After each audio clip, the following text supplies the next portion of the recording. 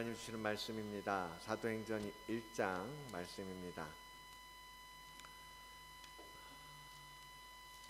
오늘부터 사도행전을 시작하려고 합니다. 사도행전 1장 1절로 5절까지 우선 오늘 처음 시간 갖겠습니다. 다 같이 일어나셔서 하나님의 말씀 받겠습니다.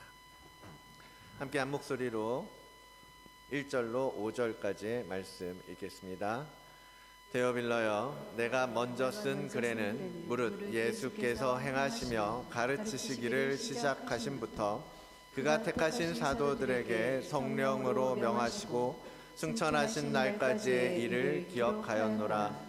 그가 고난받으신 후에 또한 그들에게 확실한 많은 증거로 친히 살아계심을 나타내사 40일 동안 그들에게 보이시며 하나님 나라의 일을 말씀하시니라. 사도와 함께 모이사 그들에게 분부하여 이르시되 예루살렘을 떠나지 말고 내게서 들은 바 아버지께서 약속하신 것을 기다리라. 요한은 물로 세례를 베풀었으나 너희는 몇 날이 못되어 성령으로 세례를 받으리라 하셨느니라. 아멘. 하나님의 말씀입니다. 잠시 기도하겠습니다. 하나님 아버지 감사합니다. 오늘도 거룩한 주일 하나님의 말씀, 하나님의 생명력 있는 살아있는 그 말씀의 씨앗을 받고자 우리를 주시기 위하여 우리를 불러주시니 감사합니다.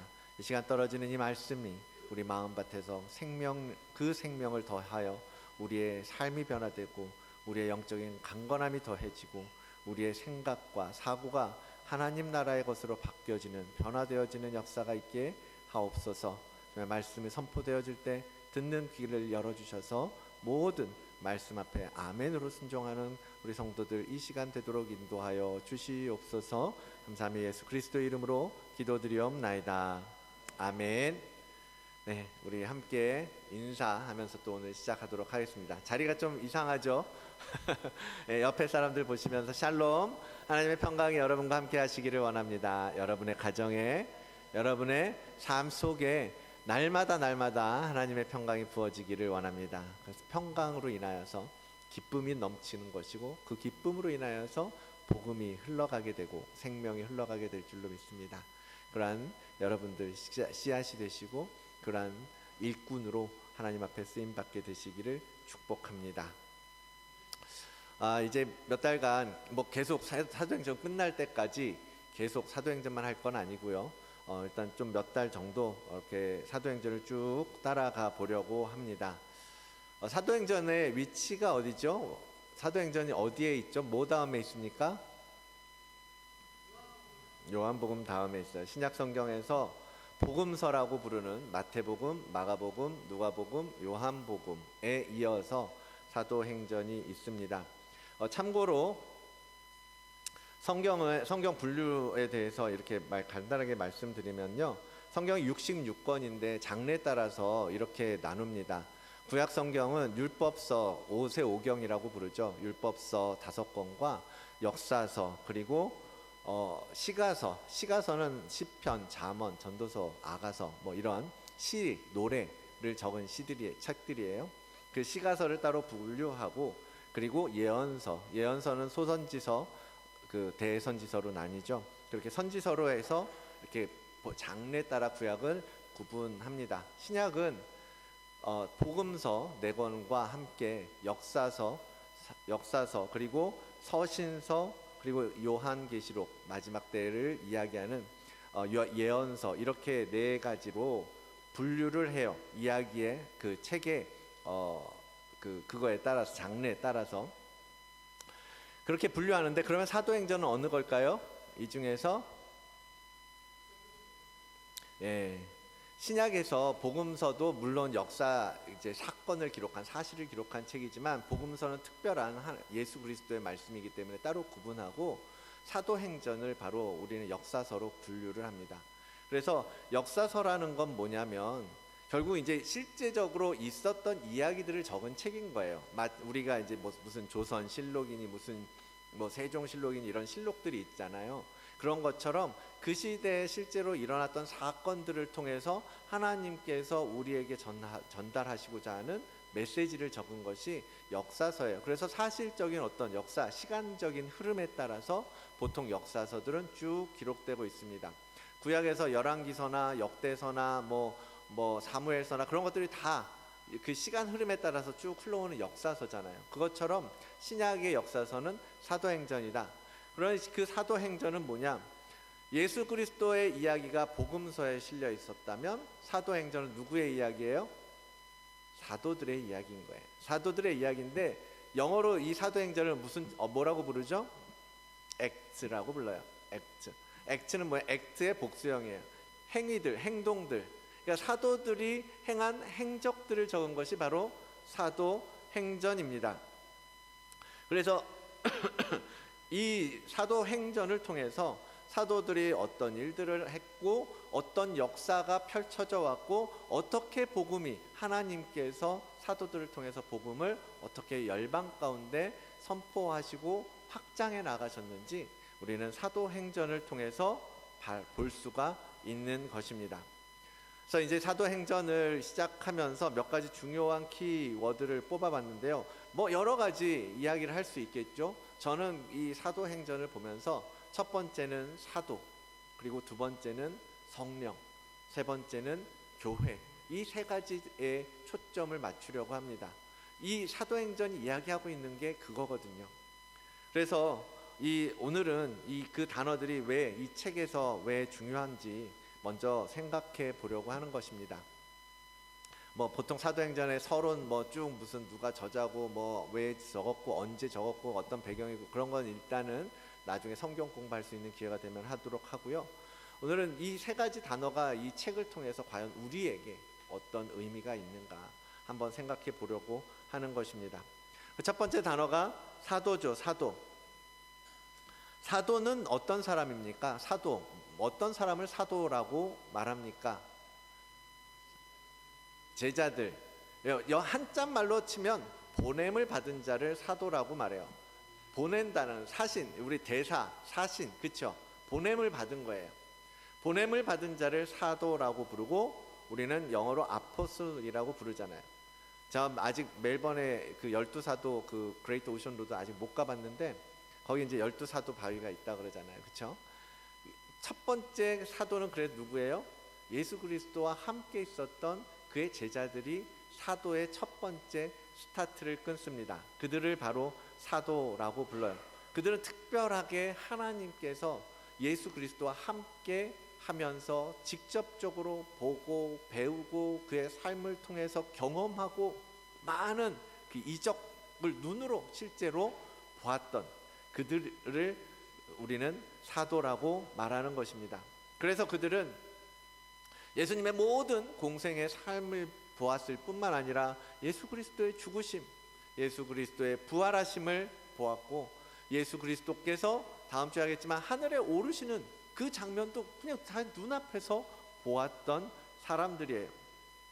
정말 예수 그리스도께서 약속하셨던 성령을 뜨겁게 가슴으로 받고 예수 그리스도가 계시지 않는 시대를 살면서도 계속해서 예수 그리스도와 함께 있는 것처럼 그분의 메시아 되심, 그분의 부활하심, 그분을 통해서 우리에게 주신 은혜와 그 구원의 능력과 역사를 계속해서 선포하며 살았던 자들이죠. 그 사도들이 한 일을 적은 것이 바로 사도행전이라는 것입니다. 그들을 통해서 우리가 사도행전을 쭉 많이들 보셨겠지만 결국은 이스라엘이라고 하는 아주 조그만 나라에서 시작된 메시아의 구원의 복음이 소아시아를 넘어서 유럽까지 그리고 아시아와 온 미주까지 쫙 흩어지게 되는 것을 보게 됩니다. 그 12제자 외에 우리가 한 사람 더 사도를 말한다면 바로 그가 사도 바울이죠. 사도 바울. 신약의 대부분의 서신서를 기록했고 사도행전의 후반부의 모든 그 전도 여행, 그 복음이 퍼지는 그 중심에 있는 사람이 바로 사도 바울입니다. 바울은 예수님으로부터 직접 사명을 받고 부름을 받았다라고 스스로 고백합니다. 그리고 하나님께서 나를 사도로 부르셨다, 인치셨다라고 서신을 쓰면서 여러 교회에 그렇게 전하죠. 그러면 그 사도들의 이야기, 이스라엘의 그냥 그러한 사도들의 이야기로 그냥 끝나는 것이냐? 이 사도행전이 왜 우리에게 중요한 것이냐? 바로 우리가 그러한 사도로 부름 받은 자라는 거예요. 사도로 보냄 받은 자라는 사실입니다. 하나님께서 택하여 우리를 부르시고 우리를 이 땅에 여러분의 삶의 현장으로 복음의 메신저로 나의 부활과 나의 영원한 생명과 내가 너희에게 베풀어 줄 그 구원의 능력을 전하라고 우리를 보내셨다라는 거예요. 그래서 우리들 또한 사도와 같은 자라고 말할 수 있습니다. 그렇다고 해서 우리가 스스로 사도라고 말해서는 안 돼요. 이게 되게 신사도 운동이 막 이단 취급하기도 하고 그런 부분들을 이단적으로 생각하기도 하고 많은 그 신학적인 문제들이 있는데요. 잘못 사용하면 안 됩니다. 그렇지만 본질적으로 이 의미 단어 그 자체만으로 봤을 때 하나님께서 우리를 부르셔서 우리를 이 땅에 하나님의 복음의 메신저로 부르셨다라는 것은 바로 우리에게 사도의 직임을 맡기셨다라는 거죠. 그래서 이 사도행전은 우리 그리스도인들에게 너무나 중요한 책이고 실제로 우리의 삶 가운데 이런 사도행전적 역사가 우리의 삶에 나타나고 우리의 삶에 드러나고 그리고 삶을 통해서 전파되고 선포되어져야 한다라는 것을 우리는 이 책을 보면서 우리의 삶을 점검해 보아야 할 것입니다. 여러분, 우리가 사도라고 부름을 받았고 보냄을 받았다라고 하지만 사실 우리의 삶을 보면 전혀 그렇지가 못하죠. 과연 그 제자들의 모습과 그 사도들의 모습과 우리의 삶이 왜 뭐가 다를까? 어떻게 뭐가 문제일까? 뭐가 부족한 것일까? 여러분, 이 책을 보면서 우리가 그 하나님께서 일하시는 방식을 보고 하나님께서 우리와 함께 하시면서 어떤 것들을 바라시고 어떤 일들을 하기를 원하시는지 이 책을 통해서 계속해서 우리의 삶에 적용할 수 있는 부분들을 배우고 생각해 보아야 할 것입니다. 마태복음 28장 마지막에 예수 그리스도께서 올라가시면서 이렇게 말씀하시잖아요. 예수께서 나와 말씀하여 이르시되 하늘과 땅의 모든 권세를 우리에게 주셨다라고 말씀하시는 거예요. 내가 다 너희에게 주었으니 우리가 해야 될 일은 무엇입니까? 그러므로 너희는 가서 세례를 베풀고 내가 너희에게 분부한 모든 것을 가르치고 지키게 하라 라고 우리에게 명령하고 계십니다. 이 말씀은 그때 예수님과 함께 있었던 제자들, 예수님이 하늘에 올라가는 것을 본 수많은 제자들, 그들에게만 전하는 말씀이 아니라 바로 오늘 우리에게, 여러분에게 하고 있는 명령 아니겠습니까? 그것을 행하는 것, 그것을 우리 삶에서 실천하는 것, 우리가 과연 어떻게 살고 있는지, 그것을 어떻게 행하고 있는지 우리는 말씀을 통해서 비추어 봐야 하는 것입니다. 주님께서 사도로서 우리에게 주신 권세, 여러분 어디에 있습니까? 주님께서 우리와 항상 함께 하시겠다라고 말씀하시고 계시는데 여러분의 삶 속에서 과연 여러분의 삶을 통해서 예수 그리스도가 함께 하신다라는 것을 어떻게 보여주고 계십니까? 그런 부분들을 계속해서 점검해야 한다라는 거예요. 확인하셔야 된다라는 것입니다. 사랑하는 성도 여러분, 우리의 사도됨을 기억하시기를 바랍니다. 하나님을 믿는다. 내가 이제 교회 다니고 주님을 따르겠습니다. 주님의 제자가 되겠습니다. 내가 복음대로 살겠습니다. 라고 한다면 여러분 이제 여러분 사도로서 하나님의 부르심에 응답하는 거예요. 그러면 사도에 걸맞게 자녀의 권세를 가지고 그 일을 잘 해나가야 되지 않겠습니까? 그 분의 부르심을 따라서 여러분을 파견하신 곳이 있어요. 여러분의 가정, 여러분의 일터, 여러분과 만나는 공동체, 우리가 속한 이 교회, 수많은 여러분이 처한 환경과 상황 속에서 하나님께서는 나의 복음을 살아내라고 말씀하고 계신다라는 겁니다. 그 말씀을 기억하면서 그럼 과연 사도로서 내가 어떠한 삶을 살아야 할 것인가? 내가 어떻게 나의 신앙생활을 만들어 갈 것인가, 빌드업 할 것인가, 세워갈 것인가 하는 것을 계속해서 물어가야죠. 그냥 이 땅에서 살아가는 방식, 많은 세상 사람들이 사는 것처럼 먹고 일하고 돈 벌고 가정을 세우고 가정 안에서 행복하게 살고, 그런 것들 기본적으로 우리가 살아가는데 필요한 것들이지만 우리는 그보다 한 단계 더 위를 바라보는 자들 아니겠습니까? 왜? 우리는 하늘에 속한 자지만 이 땅에 보냄받은 자이기 때문입니다. 우리는 하늘의 시민권을 가진 자이기 때문입니다.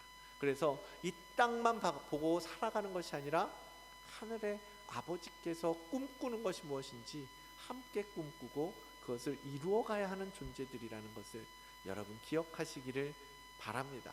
계속해서 이 책을 공부하면서 사도들의 모습을 볼 거예요. 그것을 여러분의 삶에 적용하고 여러분의 삶에서 살아낼 수 있게 되기를 원하는 것입니다. 하나님은 그래서 이 역사를 통해서 오늘도 그 역사가 반복되고 있고, 그 반복되는 역사 속에서 내가 옛날 그 사도들이 했던 것처럼 오늘 내 삶 속에서 복음의 전달자로 살아가는 것을 하나님은 보기를 원하신다라는 것을 늘 기억하며 살아가는 여러분 되시길 바랍니다. 두 번째 주제어는 성령이라고 말씀드렸습니다. 성령. 사도행전은 오늘 읽은 본문 첫 구절부터 성령을 언급하고 있죠. 그가 택하신 사도들에게 성령으로 명하셨어요. 성령으로 명하셨다라고 말씀하고 계십니다. 우리가 기억하는 것처럼 예수님이 이미요 십자가에 달리시기 전부터 내가 이제 하늘에 갈 거고 아버지 곁에 갈 거고 3일간 죽었다가 다시 살아날 거고 많은 얘기들 하시는 가운데 우리에게 제자들에게 약속하셨던 것이 뭐예요? 그래서 내가 너희에게 누구를? 보혜사 성령님을 보내주신다라고 하셨어요. 그 성령을 통해서 하나님께서 우리에게 일하게 하실 거라는 거죠. 예수 그리스도는 지금 이제는 우리와 함께 하시지 않겠지만, 이 땅에서 그의 육체적으로 피지컬리 우리와 함께 계시지는 않겠지만, 내가 너희 속에 나의 영 하나 성령 보혜사를 보내요. 그 보혜사 성령을 통하여 너희가 무엇을 할 것인지, 너희가 어디로 갈 것인지, 너희가 어떤 말을 하게 할 것인지, 너희 속에 있는 죄가 무엇인지, 하나님 앞에서 어떻게 의를 이루어 갈 것인지, 하나님의 심판 앞에 우리가 무엇을 바꾸어 나가야 할 것인지 성령을 통해서 다 모든 것을 알게 하시고 가르쳐 주시겠다라고 약속하셨던 거예요. 그 성령이 오셔서 실제로 사도들과 함께 일하고 있는 것을 이 사도행전을 통해서 하나님께서는 기록해주고 계신다라는 겁니다. 그래서 혹자들은 사도행전을 성령행전이라고 부르기도 합니다. 그래도 그럴 것이요, 성령이라고 하는 직접적으로 성령을 언급하는 단어가요 구약에는 거의 없어요. 여러분도 이제 검색해 보세요. 성령 쳐서 보시면 복음서에도 마태복음 11회, 마가복음 6번, 누가복음 16번, 요한복음 11번. 그나마 이제 누가가 사도행전을 기록한 사람이거든요. 제일 많이 썼죠. 사도행전은 몇 번 나와요? 52번 나와요. 52번. 성령 계속해서. 그럼 사도행전이 몇 장이에요? 28장이에요. 계속해서 한 장에 한 번, 두 번 계속해서 성령을 계속 언급하고 있다라는 거예요. 그만큼 사도행전을 통해서 하나님의 영이신 성령, 하나님께서 우리의 실질적으로 우리의 삶 속에서 어떻게 일하시는지 많이 이 책 속에 기록되어 있다라는 거죠. 그러면서 예수 그리스도가 하늘에 오르신 이후 이 땅에서 성령께서 우리가 사명을 어떻게 감당할 수 있도록 도우시는지 우리 이 책을 통해서 보여준다라는 것입니다. 우리가 살고 있는 이 시대도 마찬가지예요. 옛날 예루살렘 유대 지방에서, 이스라엘에서, 유럽 지방에서 있었던 사건으로 끝나는 것이 아니라 그 성령 하나님께서는 바로 오늘 여러분을 도우시고 계신다라는 거예요. 여러분의 마음 속에, 여러분 속에 계시면서 그 성령의 도우심 없이 우리의 영적인 생명은 유지될 수가 없습니다. 우리의 육신의 삶은 사라지겠죠. 때가 되면 죽겠죠. 숨을 멈추겠죠. 근데 이 영원한 생명에 대한 부분인 거예요. 성령 하나님을 통해서 우리에게 하나님께서 우리에게 허락하신 그 영생, 성령이 없이는 이 영생을 유지하기 어렵다라는 것입니다. 성령님은 여러분들 믿는 자들 안에 거하시면서 우리를 인도하십니다. 그는 진리의 영이라. 너희가 그를 아나니 그가 너희와 함께 거하시며 또 너희 속에, 여러분 속에 성령님께서 계시다라는 것을 믿음으로 선포하시고 믿으시기를 바랍니다. 성령께서 지금 여러분 귀에 뭐 특별한 소리가 안 들리는 것 같죠? 아무런 삶의 변화도 없는 것 같죠? 내가 말씀을 읽어도 아무런 감동도 없는 것 같죠? 내가 신앙생활을 해도, 내가 무언가 하나님의 교회를 위해서 헌신하고 봉사해도 내 마음속에 아무 일도 일어나는 것 같지 않는 것처럼 느껴질지라도 성령님은 지금 여러분 안에서 끊임없이 하나님의 뜻을 이루어갈 수 있도록 여러분에게 변화를 지시하시고 여러분의 삶을 인도하시고 여러분을 하나님의 의의 길로 이끌어 가신다라는 것을 여러분 믿으시라는 겁니다. 성령님이 우리 안에 들어오는 사건, 그것을 우리는 거듭남이라고 말합니다. 거듭남은 우리가 예수 그리스도를 주로 시인하고 그 하나님의 아들이라고 고백하며 그를 이 하나님의 아들로 믿을 때 이루어지죠. 사람이 물과 성령으로 나지 아니하면 하나님의 나라에 들어갈 수 없다라고 주님은 말씀하십니다. 성령으로 거듭남이 있지 않으면 우리 안에 성령이 오시지 않았다라는 것이고 우리 안에 영원한 생명이 아직까지 열리지 않았다라고 볼 수 있는 거예요. 그 성령의 거듭남을 통해서 우리는 하나님께서 우리에게 약속하신 영생을 얻게 되는 것입니다. 그리고 그 성령님이 계시면 이제는 우리의 삶이 바뀌어질 수밖에 없는 거예요. 눈에 보이고 마음으로 느껴지거든요. 성령께서 이거 아니야 라고 하는 게 느껴지거든요. 우리의 양심에서 도덕적으로 느껴지는 것보다 더 깊은 영적인 수준에서 이거 하나님께서 기뻐하시는 일이 아닌데 이렇게 하면 하나님의 말씀에서 벗어나는 건데, 그런 것들을 성령께서 계속 이끌어 가시는 거죠. 그리고서 옳은 길로, 바른 길로, 성화의 길로, 칭의의 길로 계속해서 우리를 이끌어 가신다라는 것입니다. 마지막 날 영화에 이르기까지. 그렇게 사도행전은 그러한 성령의 도우심을 통해서 이루어내는 사도들의 행한 일들을 기록하고 있다라는 거죠.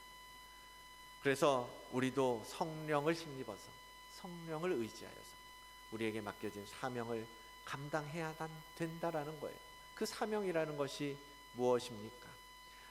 사도행전 1장 8절 뭐라고 그래요? 오직 성령이 너희에게 임하시면 너희가 권능을 받고 예루살렘과 온 유대와 사마리아와 땅 끝까지 이르러 누가 무엇이 된다고요? 내 증인이 된다라고 말씀하고 계세요.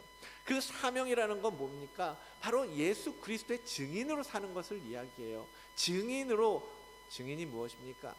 내가 본 것을 증언하는 거예요. 내가 목격한 것을 이야기하는 거예요. 말하는 거예요. 선포하는 거예요. 전파하는 거예요. 가르치는 거예요. 그 복음대로 살아내는 거예요. 내가 배우고 보고 듣고 그런 것들을 삶에서 실제로 살아내는 사람이 증인입니다. 그 사명이라는 것은 바로 우리가 예수 그리스도를 주로 시인할 때 우리에게 주어지는 명령이고, 그 명령은 바로 우리도 나가서 이제 증인으로 살아야 한다는 것을 말하는 거예요. 그래서 지금도 세계 구석구석에 많은 선교사님들이 그래서 나가 계시는 거예요. 본인이 느끼고 본인이 배우고 본인이 만난 예수 그리스도께서 나로 하여금 거기 가서 선포케 하시고 증인이 되라고 말씀하시기 때문에 그들이 목숨 걸고 정말 불편하고 힘들고 고통스럽고 어렵지만 앞이 보이지 않지만 선교지로 가시는 거예요. 왜? 거기에 예수 그리스도의 복음이 필요하기 때문에, 그것을 전해야 하는 사명이 있기 때문에 그분들은 성령의 권능으로 그곳을 지키면서 영혼을 살리는 일들을 하고 계시는 것입니다. 우리도 짧지만 2024년 단기 선교를 가고자 계획하고 있습니다. 짧아요. 정말 5박 6일밖에 안 되지만 그 일정 가운데에서 우리는 이 또한 성령의 일하심, 성령의 인도하심을 경험하게 될 것입니다. 그분의 힘으로, 그분께서 주시는 그 권능으로 우리가 복음을 들고 나아갈 때 하나님은 분명히 일하실 것입니다. 우리에게 그 성령의 역사를 보게 하실 거라는 거예요. 그래서 여러분 필리핀 가보셨나요? 가보신 분들도 계실 거고 못 가보신 분들도 계실 텐데요. 여러분 가서 보세요. 한번 같이 가서 보자고요. 그곳에서 뭐가 일어나고 있는지, 그곳에서 성령 하나님께서 어떤 일들을 감당하고 있는지, 무엇을 하게 하시는지, 그곳에서 어떤 일이 벌어지고 있는지, 지금 필리핀 사람들에게, 그 어린애들에게, 그 어머니들에게, 여자들에게, 그 가난하고 못 먹고 먹을 거 없고 배우지 못한 그들에게 도대체 하나님께서 무엇을 하고 계시는지 가서 보자고요. 그리고 실제로 우리에게 맡겨진 일을 작지만 짧지만 가서 할 때 우리는 성령을 정말 눈으로 경험하게 될 거예요. 하나님께서 정말 이렇게 준비해 주셨네. 하나님께서 이렇게 하게 하시네. 성령께서 이렇게 도우시네. 성령님이 정말 살아계시네. 가보지 않으면 어떻게 알겠습니까? 그냥 사진 보고 동영상으로 선교 보고 오셔서 한 번씩 설교 전하는 것을 듣고 우리가 어떻게 그 땅을 알 수가 있겠어요? 그 땅에서 이루어지고 있는 성령 하나님의 역사를 어떻게 우리가 경험할 수가 있겠습니까?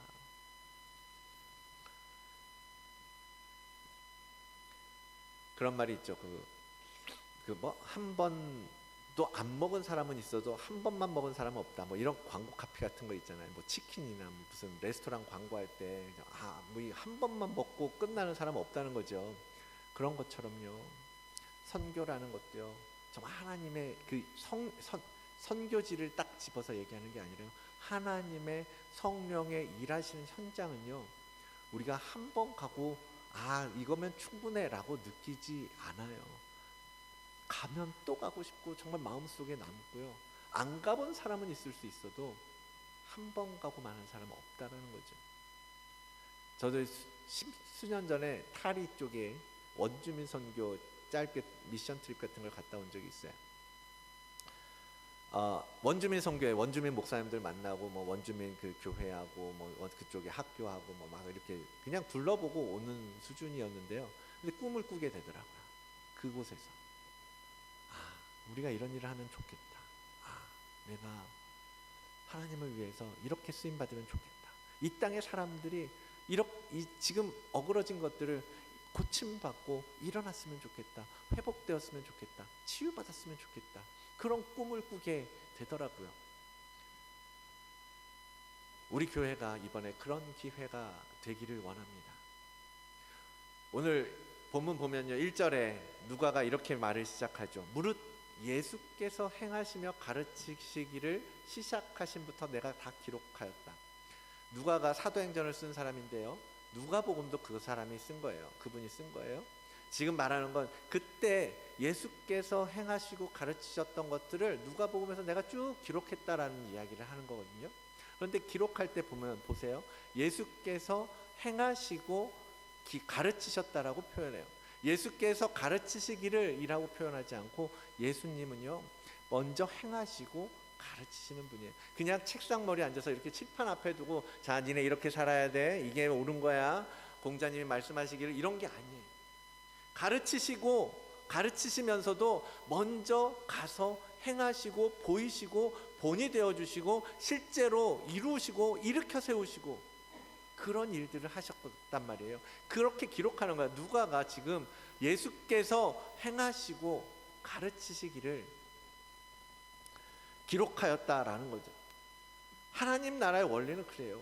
행함이 있어야 되는 거예요. 그냥 배우고 지식으로 알고 그렇게 끝나는 것이 아니라 그렇게 배우고 가르침을 받은 대로 말씀하신 대로 가서 행하고 실천하고 보여주고 실제로 그들의 발을 닦아주고 실제로 그들을 입혀주고 먹여주고 그런 행함을 삶 속에서 하는 것이 바로 우리 기독교의 정신이고 예수 그리스도께서 가르쳐 주신 하나님 나라의 방식이라는 겁니다. 이번 단기 선교가 그런 기회인 거예요. 여러분 아무 교회나 아무렇게나 아무 때나 단기 선교 가서 선교지 우르르 가서 몰려가서 그런 거 아니에요. 많은 교회들이 가죠. 쉽지 않습니다. 하나님께서 열어주시지 않으면 쉽지 않아요. 이번에 하나님께서 할 수 있도록 기회를 주신 거예요. 가서 봐라, 가서 행하라, 가서 가르쳐라, 가서 보여줘라. 우리 교회가 한 단계 도약할 수 있는 기회를 주셨다라고 믿습니다. 이번 단기 선교를 통해서 여러분 마음 먹고 행함으로써 하나님의 부르심에 응답하시고 보내심을 받은 사도로서 움직인다면 우리 교회를 향한 새로운 사도 행전이 기록될 것을 저는 믿습니다. 못 가실 수 있어요. 지금은 생각이 없을 수도 있습니다. 여러분 기도해 보십시오. 정말 쉽지 않은 기회고요. 이것이 정말 여러분의 영적인 삶에 있어서 너무너무나 유익이 된다라는 것을 여러분 놓치지 마시길 바랍니다. 저는 기대돼요. 우리 그렇게 준비할 거예요. 단기 선교를 위해서 기도할 거고요. 그것을 위해서 정말 마음을 다하여 준비할 거고요.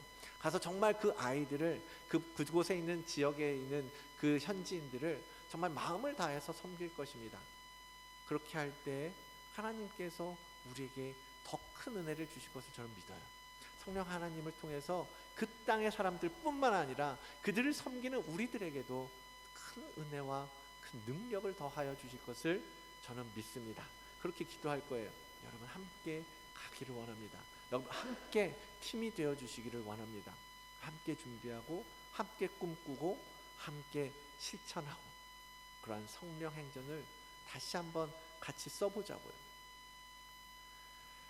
세 번째 주제어는 교회입니다. 교회.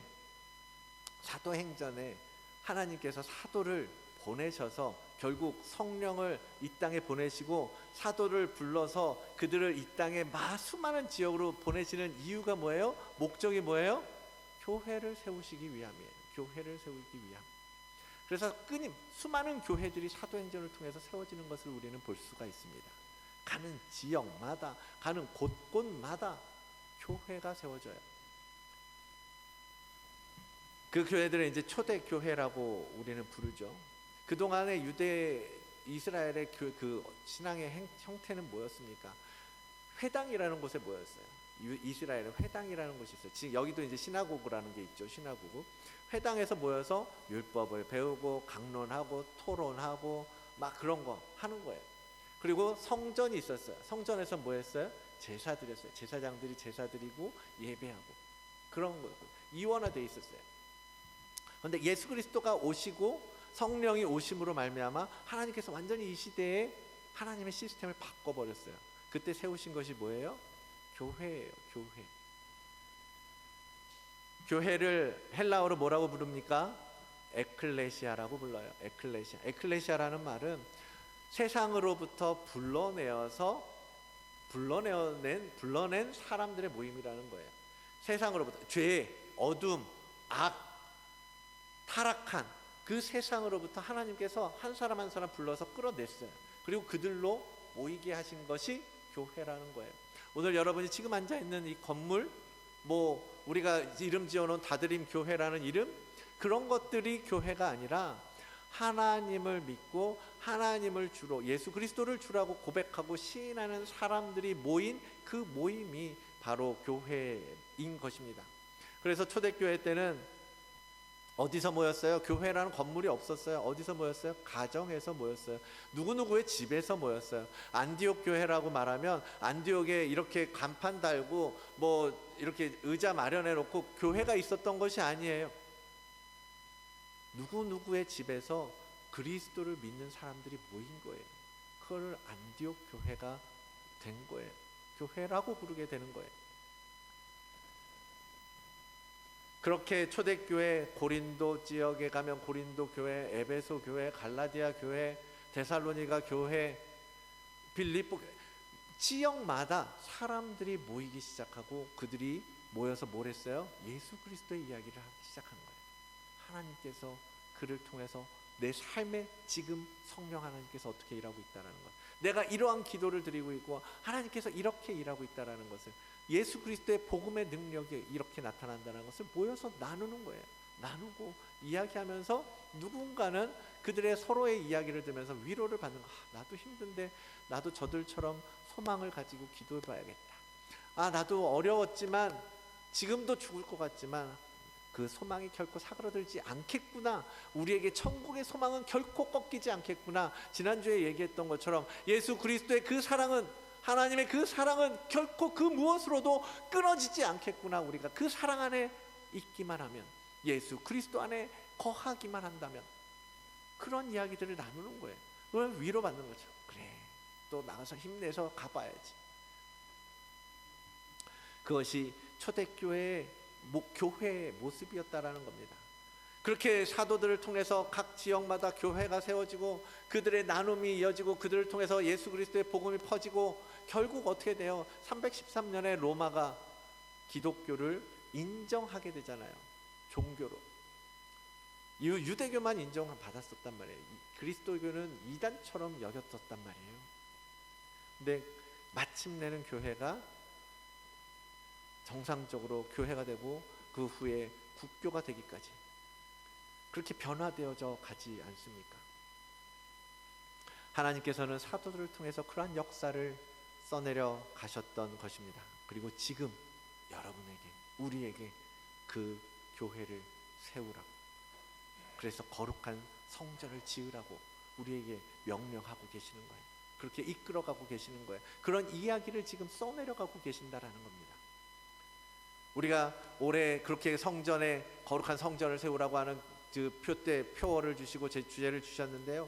그 성전의 모습을 저희가 지금 지향하고 있는 성전이 뭐예요? 셀처치예요. 셀처치. 각 가정마다 가서 교회가 되시라는 거예요. 각 가정의 교회를 세우시라는 겁니다.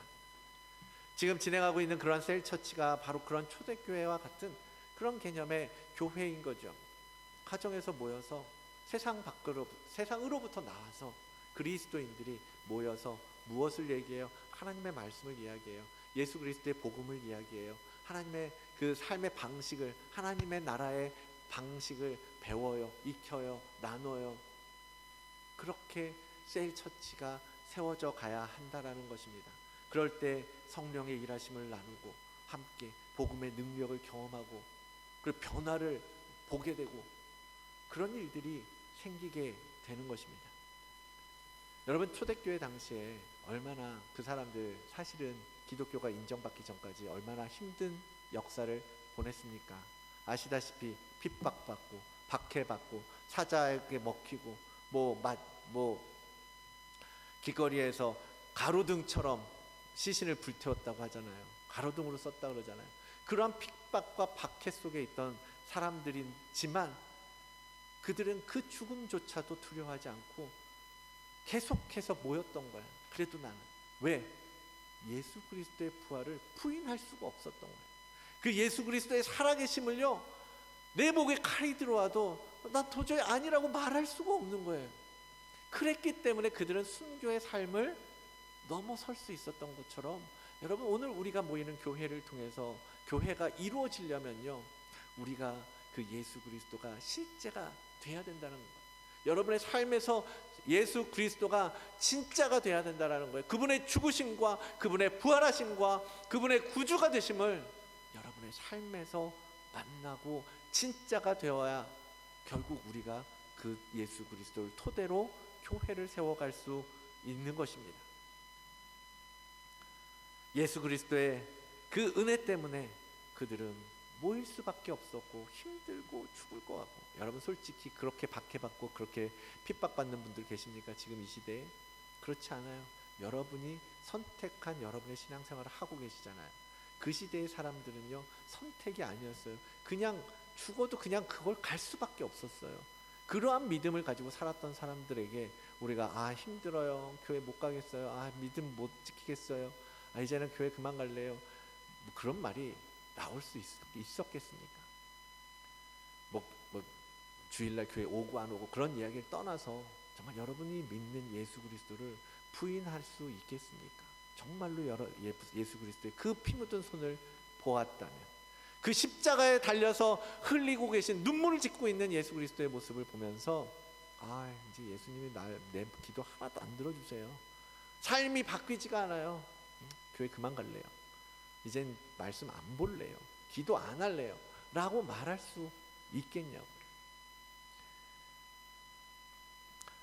저는 이 셀 처치를 통해서요, 그러한 이야기들이 정말 여러분들의 교회 가운데, 여러분의 셀 가운데 정말 든든하게 기초가 되어지기를 간절히 원합니다. 예수 그리스도를 만난 이야기들로, 예수 그리스도를 경험했던 이야기들로, 성령 하나님께서 일하신 역사들로 여러분의 기초를 만드시고 벽돌을 쌓으시고 교회를 세워 가시기를 바랍니다. 여러분, 모이기를 힘쓰십시오. 히브리서 10장에 이렇게 말씀하고 계십니다. 모이기를 패하는 어떤 사람들의 습관과 같이 하지 말고 오직 권하여 그날이 가까움을 볼수록 더욱 그리하자. 모이기를 피하는 사람들처럼 하지 말라는 거예요. 여러분, 마지막 때가 가까웠다고 사람들이 많이 얘기하잖아요. 그럼 정말 종말이 가까웠나 보다. 그럼 뭘 해야 돼요? 모이기를 피하는 것이 아니라 더 모이기에 힘쓰라는 거예요. 사도행전의 교회들이 그랬잖아요. 초대교회가 그랬습니다. 날마다 마음을 같이하여 성전에 모이기를 힘쓰고 집에서 떡을 떼고 기쁨과 순전한 마음으로 음식을 먹고, 그게 우리 셀처치가 행해야 되는 일이에요. 모이기에 힘써서 날마다 모여서 뭐예요? 예수 그리스도의 살을 나누고 예수 그리스도의 피를 나누고 복음으로 살아가는 이야기를 나누고, 사도행전을 통해서 초대교회의 모습들을 보고 우리가 현재를 살면서 할 수 있는 교회를 세우는 일을, 이 셀을 통해서 어떻게 그리스도와의 교제를 이루어낼 수 있는지 그것을 고민하며 만들어가는 여러분 셀이 되시기를 원합니다. 여러분이 하셔야 돼요. 누가 해요? 셀장들이 다 합니까? 셀장들이 기둥 하나를 붙들고 있겠죠. 기둥 하나 가지고 집이 지어질 수 있습니까? 여러분이 다른 기둥을 세워줘야죠. 여러분이 함께 해주셔야죠. 지난주에 야외배 할 때 그 가제보 칠 때 혼자 칠 수 있어요? 못 쳐요. 4명이 같이 펼쳐야죠. 돼요. 그렇죠? 4명이 함께 붙잡고 있어야 그게 돼요. 그런 것처럼 함께 하셔야 되는 거예요. 셀을 만드시면 셀 리더들만 애써서 그냥 맨날 전화해가지고 언제 되냐, 언제 안 되냐, 언제 모일까, 그게 아니라요. 여러분 시간을 약속을 정해서 여러분이 결단하시고 그 결단을 지켜내셔야 돼요. 어느 요일날 어디서 하기로 했으면 그날 그 시간을 지키셔야 된다고요. 언제 안 되고 언제 되고 하니까 이번 주는 여기서 하고 다음에는 저기서 하고 언제 하고, 기초가 세워질 수가 없어요. 지키시고 그것을 위해서 우리가 결단하고 나아가지 않는 한 교회는 세워지지 않습니다. 여러분이 주일날 교회에 오시기 때문에 이 다드림 교회가 유지되고 있잖아요. 그렇죠? 여러분이 이 주의를 지키고 여러분의 자리를 지키고 있기 때문에 교회가 유지되는 것처럼, 여러분의 셀이 유지되기를 원하십니까? 여러분이 가셔야 되는 거예요. 여러분이 그 자리를 지키셔야 되는 거예요. 거기서 나도 기둥 붙잡고 있을게요. 나도 벽돌 한 장 얹을게요. 나도 거기서 지붕 하나 돕겠습니다. 함께 만들어 보겠습니다. 하셔야 거기가 교회가 세워질 수 있는 거죠. 그러니까 주의를 지키는 것처럼 여러분에게 주어진 셀처치, 그것도 하나의 교회라고 믿으시고 그 셀 처치가 온전하게 세워질 수 있도록 여러분 그곳을 헌신하여 결단하시고 헌신하시기를 원합니다. 그래야 세워질 수 있습니다. 그래야 한 걸음 앞에 나갈 수 있어요. 같이 하셔요. 그렇게 하나님께서 사도들과 행하셨던, 성령을 통하여 행하셨던 일들, 교회를 세우는 일이요, 오늘 우리 교회 가운데에도 펼쳐져 가기를 원합니다. 하나님께서 그렇게 일하시기를 원합니다. 여러분이 사도가 되셔서, 여러분이 성령 충만한 사람이 되셔서 여러분이 교회의 기둥을 붙잡아 주십시오. 그렇게 우리 사도행전 29장 뭐 어떤 이름이든 우리의 이야기, 하나님과 여러분의 이야기, 하나님과 나의 이야기, 하나님과 우리 타드림 교회의 이야기를 우리 써보자고요. 오늘 전도사님이 나로부터 시작되리 찬양해 주셨는데요, 정말 그런 것 같아요. 오늘 설교하고 너무 맞아. 말도 안 했는데 뭐 설교할 건지 말씀도 안 드렸는데, 여러분을 시작하지 않으면요 계속 그 자리에 있는 거예요. 우리는 계속 그 자리에 앉으시죠. 계속 여러분이 앉는 자리에 앉으시죠? 계속 그 자리에만 계시는 거예요. 좁아서 늦게 오면 못 오고 앉을 자리가 없어서 제일 먼저 와서 내 자리를 지켜야 되는 그러한 교회를 만들어 보자고요. 셀이 부흥하면 교회가 부흥합니다. 여러분의 가정이 부흥하면 셀이 부흥합니다. 여러분이 부흥하면 여러분의 가정이 살아납니다. 하나님의 원리는 그렇습니다. 여러분 한 사람 한 사람 안에 영혼을 심으시고 하나님의 영을 허락하시고 성령 하나님께서 그분 여러분 안에 살게 하심으로써 여러분의 속사람이 예수 그리스도의 형상을 닮아가고 그러한 여러분이 모여서 가정이 되고 가정이 모여서 셀처치가 되고 셀처치가 모여서 교회가 되고 교회가 모여서 하나님의 나라가 되는 거예요. 보고 싶지 않으십니까? 저는 앞으로 이제 계속해서 사도행전의 역사를 설교하겠지만요, 이 이야기가 우리의 이야기가 되기를 원합니다. 이 스토리에 여러분의 이야기가 더 얹어지기를 원합니다. 그래서 성경 말씀에서 끝나는 것이 아니라 성경 말씀이 우리 교회 가운데에서 어떻게 실제가 되어져 가고 어떻게 하나님께서 이 교회를 이끌어가고 여러분의 가정을 이끌어 가시는지를 계속해서 덧붙여 더 풍성함으로 만들어가는 우리 교회가 되기를 꿈꿉니다. 사랑하는 성도 여러분, 이제 마무리하겠습니다. 예수 그리스도께서 오셨고 우리에게 기적같이 영생을 베풀어 주셔서 하나님의 자녀가 되는 권세를 주셨습니다. 그 권세로 이 땅에 보냄받은 사명을 이루어가기를 원합니다. 여러분의 자리에서, 여러분의 환경에서 하나님을 부여잡고 예수 그리스도의 생명, 하나님의 말씀을 통해서 공급받고 실질적으로 여러분의 삶을 운행해 가시는 성령의 도우심을 계속해서 경험하고 만나시기를 원합니다. 그렇게 지나가다가 뒤를 돌아보면요, 그래 많은 사람들이 그렇게 지나고 보니 다 하나님의 은혜였더라. 네, 맞아요. 우리의 삶에 지금은 힘들고 수많은 문제들이 있는 것 같지만 우리가 성령 하나님과 함께 예수 그리스도 안에서 계속해서 기도하며 하나님을 의지하고 나아간다면요, 그 지나왔던 시간들이 결국 여러분의 사도행전인 거예요. 여러분의 이야기인 거예요. 여러분을 통해서 하나님께서 일하신 스토리라는 말이에요. 힘내서 기도하고 부르심을 따라서 하나님의 주신 능력으로 교회를 세워나가는 우리 모두가 되기를 축복하고 축원을 드립니다.